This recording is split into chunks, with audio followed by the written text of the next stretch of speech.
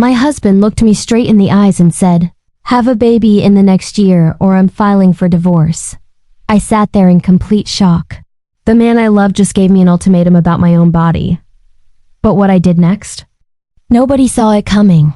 If you want to know how I handled this impossible situation and what happened to our marriage, make sure to like this video and subscribe. Trust me, you won't believe how this story ends. My name is Rachel Morgan, and this is the story of how I chose myself. 5 years ago, I met Derek at a work conference. He was charming, funny, and ambitious. We clicked immediately.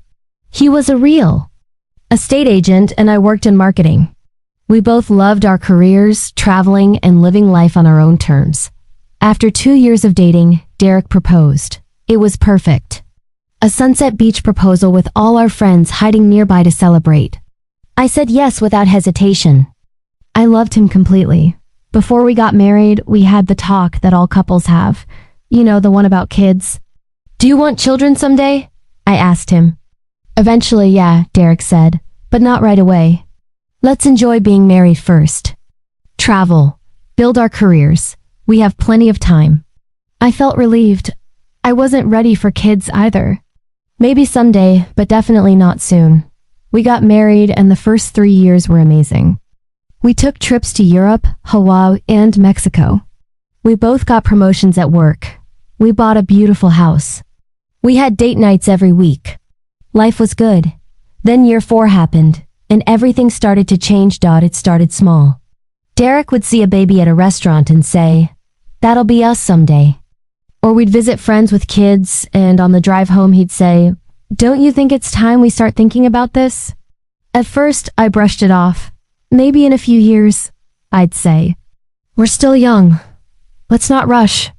But Derek didn't want to wait anymore. The conversations became more frequent, more intense, more pushy. Then his mother, Linda, got involved. Every family dinner became a nightmare. "When are you two going to give me grandchildren?" She'd ask in front of everyone. "You've been married 4 years already. What are you waiting for?" Derek's brother Jake and his wife announced they were pregnant. Suddenly, the pressure got even. Worse, every family gathering was about babies, baby showers, baby registries, baby names. Linda would pull me aside and say things like, "You're not getting any younger, Rachel. Don't wait too long, or you'll regret it." I felt suffocated. Everywhere I turned, someone was telling me what I should do with my body, with my life. The worst part? Derek started agreeing with his mother. "She's right, you know," he'd say on the drive home. "We're in our 30s now. We can't wait forever." "I'm 32, Derek. That's not old," I'd remind him. "But we said we'd have kids eventually." Eventually is now. Year 5 of our marriage was when things fell apart completely. Derek became obsessed. Every conversation somehow turned into a baby conversation.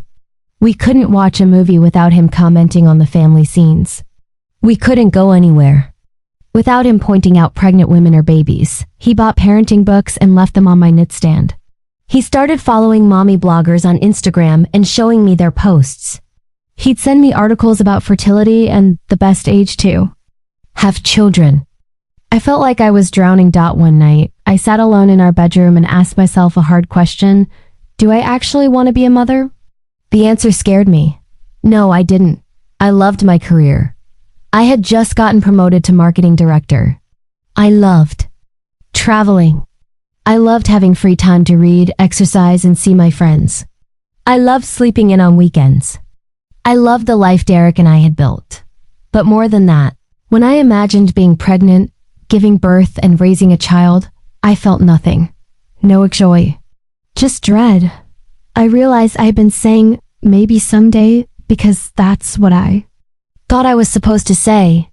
Because society tells women they should want kids.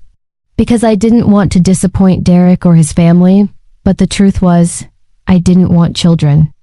I never really did. I tried to talk to Derek about my feelings. Really talk to him. "Derek, I need to be honest with you," I said one evening. "I've been thinking a lot about the baby thing and I'm not sure I want kids." He laughed. Actually laughed. You're just nervous. Every woman gets nervous before becoming a mom. You'll feel different once you're pregnant. No, Derek, I'm serious. I don't think motherhood is for me. I'm happy with our life the way it is. His face changed. The smile disappeared. What are you saying, Rachel?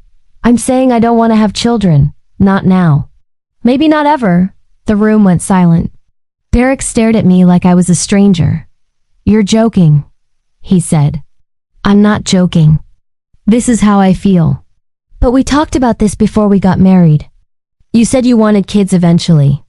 I said maybe eventually. But Derek, people change. Feelings change. I've realized this isn't what I want for my life.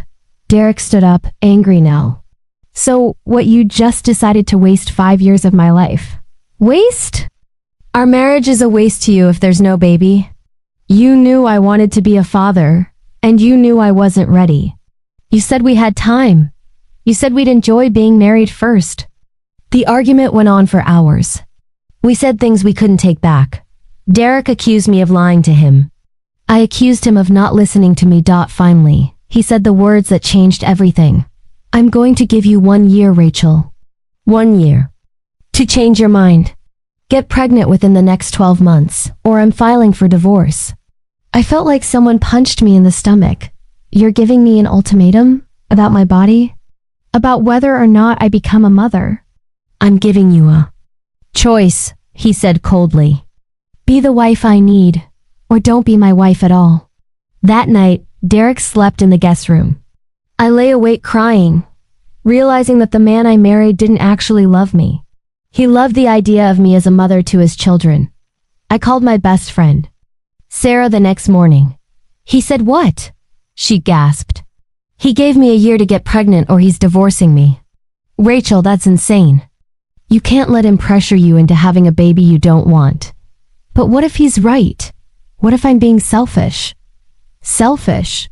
Rachel, it's your body, your life. Having a child you don't want isn't fair to you or the child. She was right. I knew she was right. I made an appointment with a therapist, Dr. Emily Carter.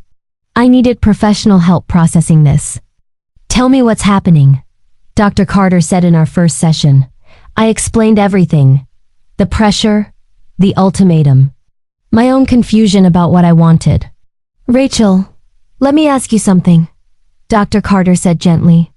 If Derek wasn't in the picture, if there was no pressure from anyone, what would you choose for yourself? I didn't even have to think about it. No kids. I'd choose no kids. Then you have your answer.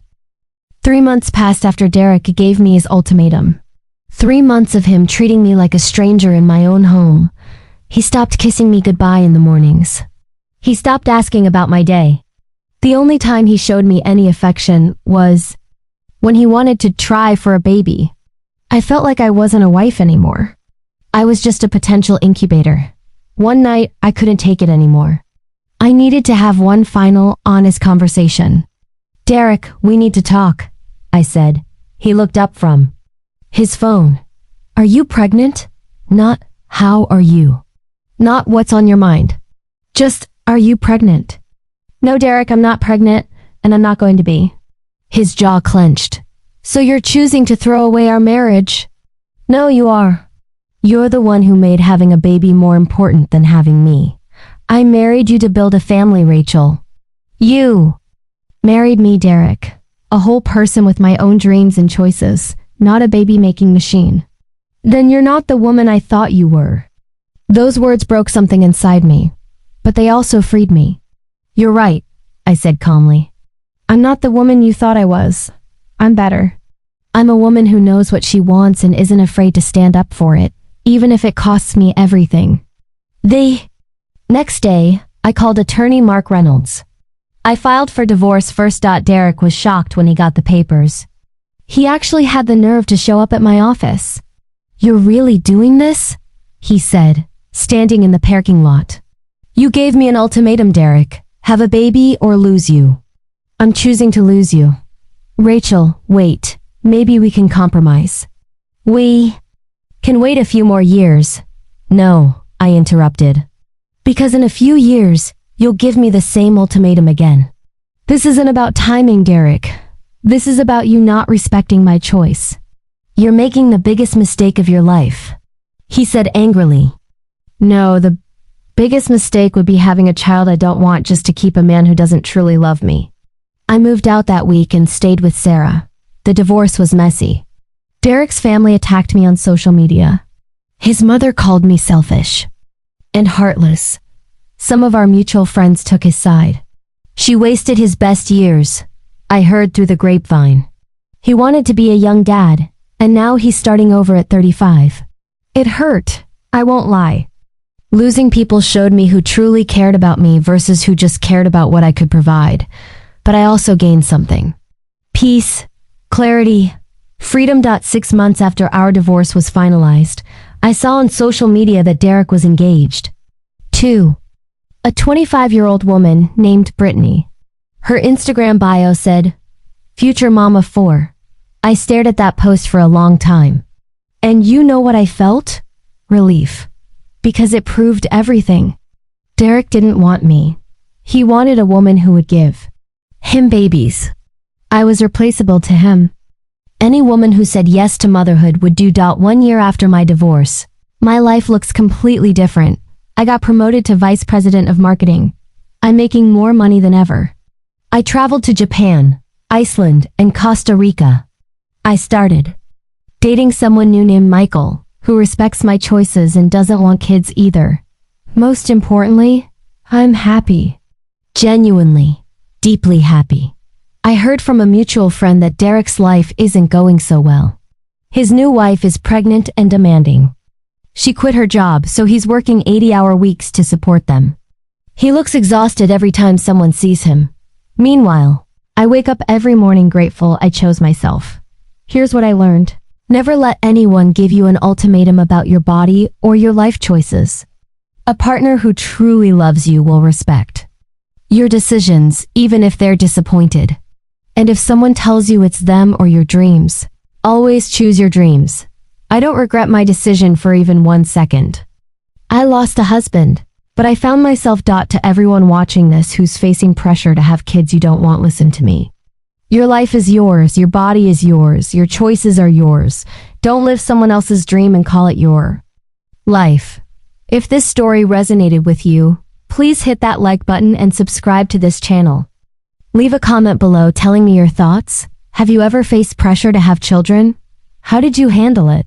I read every single comment, and your stories matter. Remember, you are not selfish for knowing what you want. You are not broken for choosing a different path. You are brave for choosing yourself. Thank you for watching. I'll see you in the next video.